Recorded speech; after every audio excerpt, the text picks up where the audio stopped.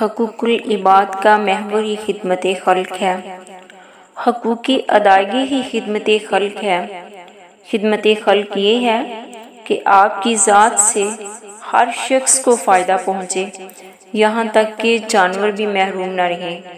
اللہ تعالیٰ کا فرمان ہے لَيْسَ الْبِرَّ أَن تُوَلُّوا وُجُوهَكُمْ قِبَلَ الْمَشْرِقِ وَالْمَغْرِبِ وَلَكِنَّ الْبِرَّ مَنْ آمَنَ بِاللَّهِ وَالْيَوْمِ الْآخِرِ وَالْمَلَائِكَةِ وَالْكِتَابِ وَالنَّبِيِّينَ وَآتَى الْمَالَ عَلَى حُبِّهِ ذَوِي الْقُرْبَى وَالْيَتَامَى وَالْمَسَاكِينَ وَابْنَ السَّبِيلِ وَالسَّائِلِينَ وَفِي الرِّقَابِ وَأَقَامَ الصَّلَاةَ وَآتَى الزَّكَاةَ۔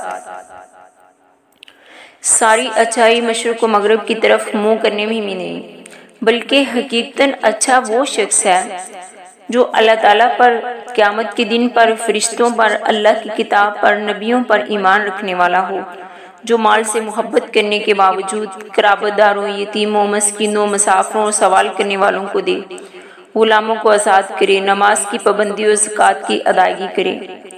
اللہ تعالیٰ نے خدمت خلق کے طور پر پسندیدہ مال خرچ کرنے کو حقیقی نیکی قرار دیا۔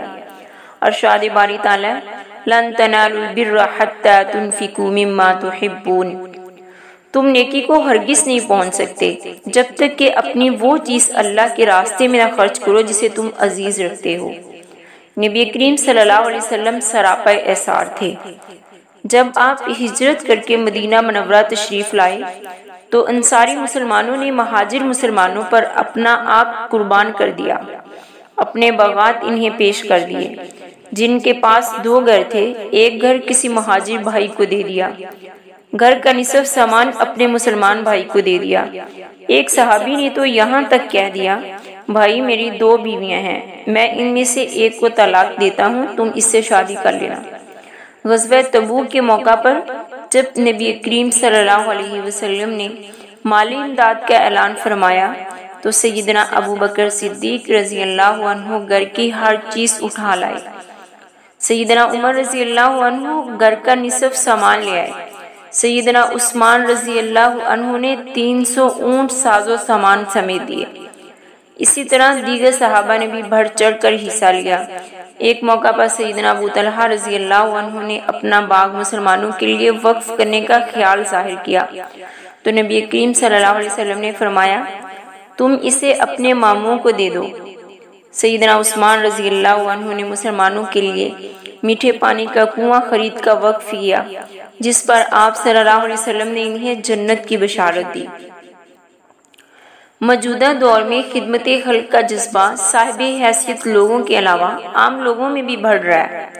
دینی، رفاہی، سماجی اداروں کے قیام کے لیے جہاں ملی قومی درد رکھنے والے اہل ثروت بڑھ چڑھ کر حصہ لیتے ہیں، وہاں کم وسائل کے لوگ بھی اللہ تعالیٰ کی رضا کے لیے اپنی بساط سے بڑھ کر انفاق فی سبیل اللہ سے کام لیتے ہیں۔ یہی وجہ ہے کہ الحاد و گمراہی کے بڑھتے ہوئے سیلاب کا مقابلہ خیر کے انہی کاموں سے کیا جا رہا ہے۔ مریض کی عیادت و تعزیت کی بھی حقوق العباد میں بہت اہمیت ہے۔ عیادت بھی خدمت خلق کی ایک قسم ہے۔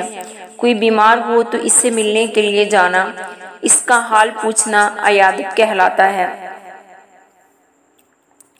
اس کا بہت زیادہ اجر ہے۔ اسی طرح تعزیت کرنا بھی خدمت خلق ہے۔ دوسروں کے غم میں شریک ہونا، دکھ اور مصیبت کے وقت ان کے کام آنا ہی تو خدمت خلق ہے۔